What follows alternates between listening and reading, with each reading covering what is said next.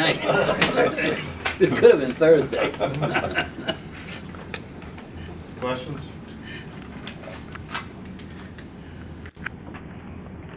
What were your takeaways, Bob? Pretty much what I thought. We're physically very talented, and we've got some learning to do.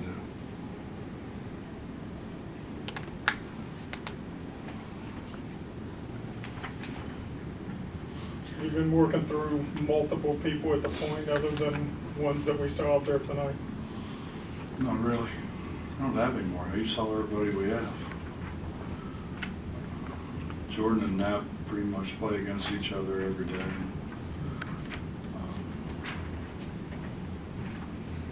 When Beetle's healthy, Beetle's also playing point. Beetle played well when he played. He just, we got to get his hand healed up.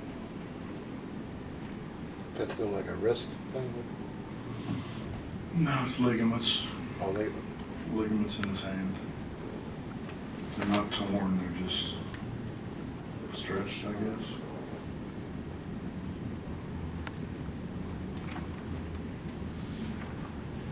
You don't hear much about Wesley Harris, but he looks like he's going to be able to give you something that you probably need. He shot the ball a lot better than what he shot the ball a year ago, and he's got experience and he's got good feet. So he's a lot more effective in the press. We didn't press very much or press very well. I think they were trying and they just couldn't get to where they're supposed to be. But he's got the best feet. Putting Derek up there is pretty good too because he's so long. He deflects a lot of balls.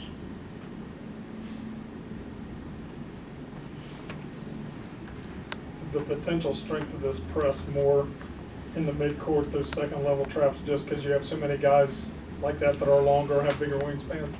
It depends on who we play. You know, if we end up playing Jermaine a good bit, then that really gives us good size in traps. And if we can play Derek and Sags or Derek and one of those other two bigs together, we can put him on the ball. I mean, I think you can see we got more than just Sags back there to protect the rim now. I mean, he's the best. But those other guys, Derek does a good job protecting the rim. So does Drew. Speaking of Sags, I mean, you mentioned that he's increased his range. He made a 3 tonight. He took the ball baseline to baseline once, sort of. And I mean, seems like there's a lot more to him than there was last year. Well, he's worked really hard at shooting the ball, Bob. I'm not crazy about watching him dribble, but I was hoping over the summer he would kind of become like KJ was, you know, where KJ could step out and shoot threes and really stretch the defense, and we could do some things to get him some step-in shots. I don't want him driving it because he's going to end up running over people, and we need him in the game. We don't need dumb fouls. But I have no problem with him shooting the ball. He shot it pretty well at the end of last year from 15, 16, and I think he can increase that range. Coach, the game in general is about guards, I would say. Are you at a point yet where you can go to your guards collectively and say, okay, you know, we're putting the game in their guys' hands? Do you want to get to that point with this bunch, or can you get to that point with this bunch? Justin, I'm trying to get them to throw the ball to the same color shirt that they have on right now and keep it between the black lines. Yeah. That'd be a hell of an improvement if they just would do those two things. A lot of it is, and I mean, I think it's that way for the bigs too. Whenever we run that, you know, that 3-game stuff that we like to run, you got to know who to look for. And when you're dribbling it all over the place and you got your head down, you don't see anybody, but you try to run a set and you try to get the ball to somebody because maybe the other team's in foul trouble, that guy's in foul trouble, or you want to get him in foul trouble, or you think he's the weak link and ISO him. And if they don't know where to look and kind of when he's coming open, they get covered up, and then if you throw it in there, you end up forcing it, or you throw it and they have to chase it, or the other team gets help in there. So, I mean, that's the challenge. The challenge is, you know, it's you look at, you should know who's coming open first, who's coming open second, who's coming open third. What do you do whenever they overhelp? Where's the ball supposed to go? And that takes a while. Yeah. I mean, anyway, and Jordan's really good. I mean, he's really good. His skill level's really good. That kind of stuff he never had to do. You know, it's kind of like a quarterback who can really pass it, but he doesn't know where to look. You know, by the time he finds an open guy, he's already covered up the guy that was open, and that's kind of where we are.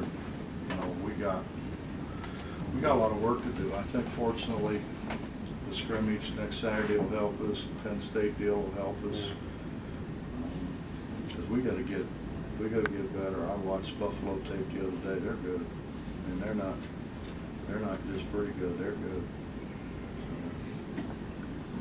You guys are picked third in the Big 12 today in the coaches poll. Just kind of wondering what you thought of that. Is that a fair expectation at this point, or? Honestly, don't pay any attention. We could be first. We could be sixth. You know, depends on how fast those guys learn. Yeah. I think we're talented enough. I don't think talent is the problem. I think knowledge is a problem. And it's hard when you can't get all five guys on the same page, because somebody's always going to get in the way if you don't have everybody on the same page. And you know, that Ronnie tried to run some stuff today, and Derek didn't have a clue what he was doing. He stumbles into things because he's so athletic. Right. Those guys they got to get up to speed. And I tell them every day, listen, man, if I can't trust you to do the right thing, how am I going to push you in the game?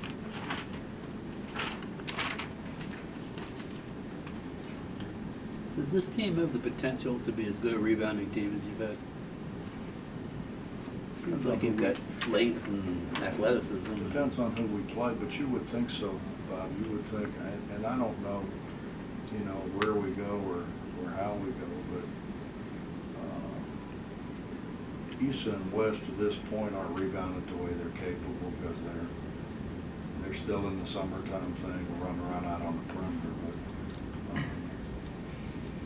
mean, Derek ought to be a terrific rebounder.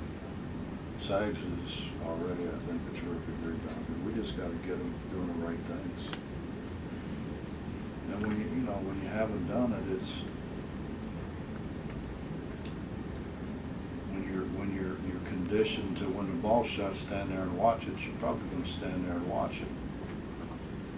And we've got to get them conditioned to go rebound the ball where the ball's coming off. I know it can be difficult to judge from a game like this, but do you see positive signs of improvement in transition? Seems like you got some guys you can throw it up to, maybe some guys pass it a little better.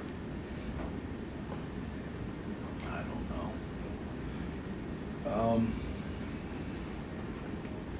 Our spacing's not very good. We got guys who can really run it, don't run. If we could get a big, and our bigs can run, they're capable of running. They'll just run right down the middle of the floor and make their big, occupy their big for one, and wear their big down.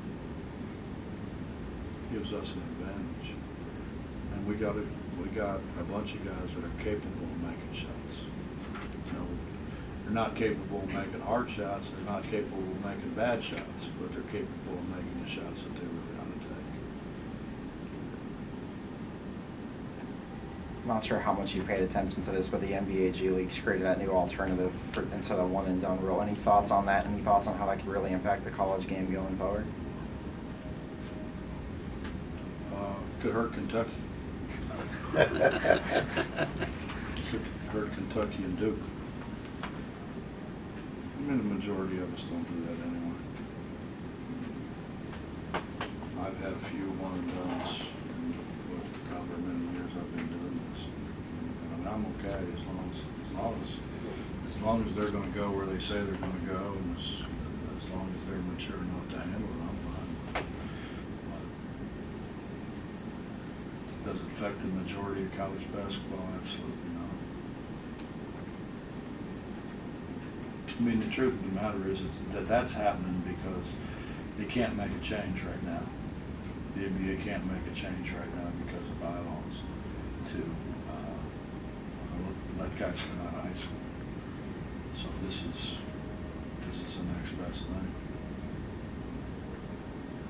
There was a big movement that guys should be allowed to come out of high school and go right to the NBA if they could. If you look at the numbers, though, you look at the people from the schools that have had enough one and dones to really have a decent sample. There's a whole bunch of guys that don't make it now.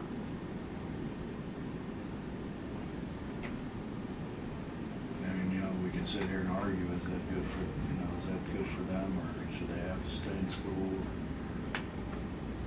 I don't know. Depends on the individual. Some of them it's good for, some of them it's not. But, I mean, that's life, right? Make choices.